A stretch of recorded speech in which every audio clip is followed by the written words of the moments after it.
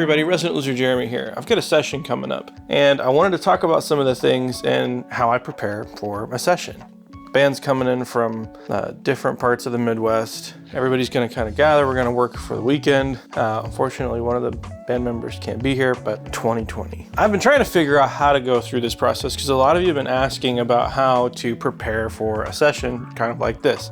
I can't really share that whole process. Like somebody mentioned setting up a camera and just being a fly on the wall for the whole process. And though that would be really, really cool, I would get a copyright strike very, very quickly because that's the artist's material. It's not my material.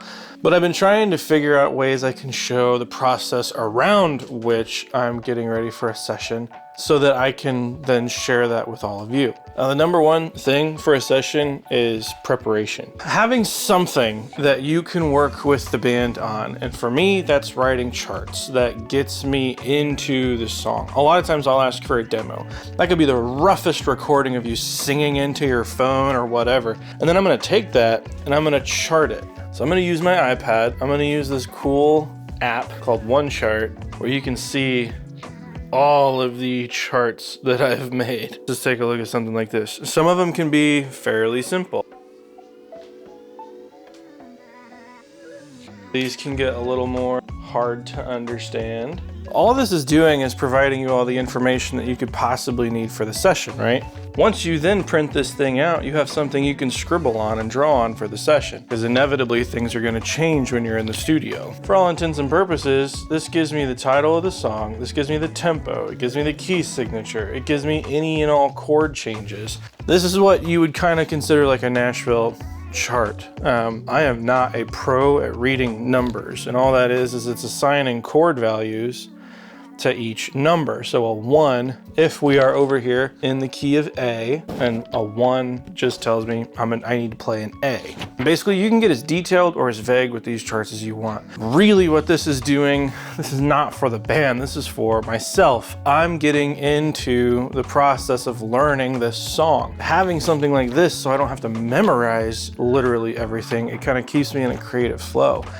With something like Onechart, you don't have to read numbers. Numbers are helpful if you need to change a key on the fly. It's an easy way for musicians and studio musicians who are hired to be here to be able to do something very, very quickly and efficiently.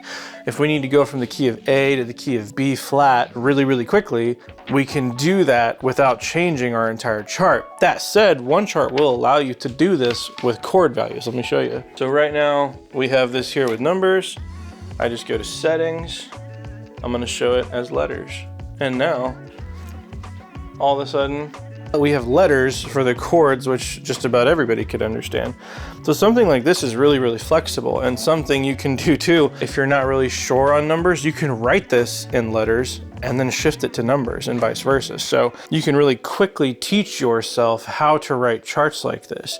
Your first few charts are gonna be a disaster. Now, all in all, I don't wanna teach you how to write a chart. Charts can be very, very regional in how they're written and how they're read. Different players, if they're coming from different parts of the country, they like to see their charts a little bit differently, and that's just the nature of the beast. Getting into a habit of doing something like this, whether it's with Onechart or whether it's just putting pen to paper and charting these things out for yourself, if you're not doing that, you can miss a whole lot, because giving yourself a roadmap like this is cool. And on a side note about this, I've been sick from preparing for this coming session, especially right now where stuff can be pretty hard, and it feels like we're working alone in vacuums and just kind of struggling and clawing. It's easy to get into that, even though like right now there's a good amount of work to go around. People have been cooped up, they've been creative, they're ready to make this art again. So many other struggles, a lot of people are getting sick, whatever. We're not gonna talk about that part. Our industry is pretty cool, and I hope you can find something like this. I've been sick at home with my family.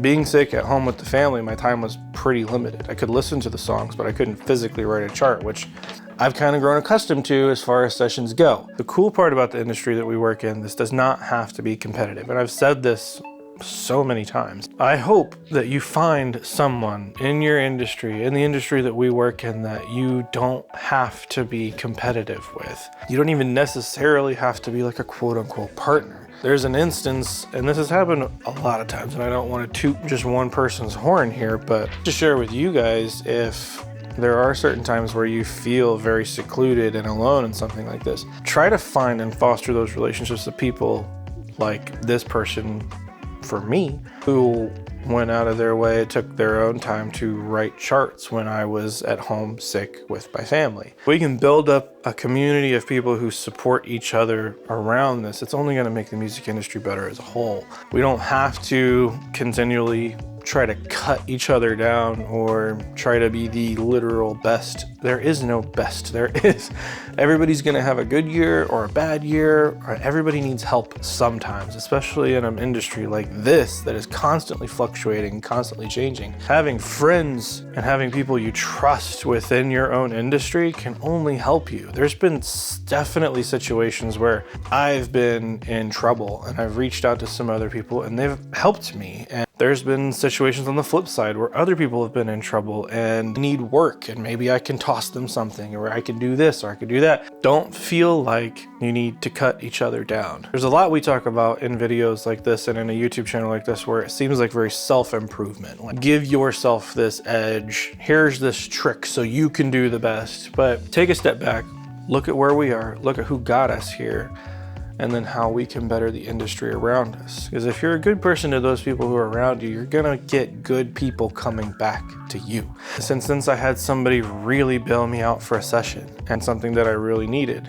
it was a lifesaver in that moment. As small as it was for that person, it was time out of their day. And being willing to do that when there's really no guarantee of financial payback for you, what are you then doing it for? Other than just fostering good relationships. Yeah, it's another one of my yoga videos. At the heart of it, we are engineers. We are, most of us, business owners. We have to know the ins and outs of this thing that we're doing, but at the heart of it, we're just making music. You can't make music without people. So if you're not having relationships with people, what are we doing? Anyway, guys, I just wanted to make a quick video just talking about that side of it, where it's easy to forget to foster that side of this industry, and we don't have to be constantly competitive with each other. We can work together and make each other better.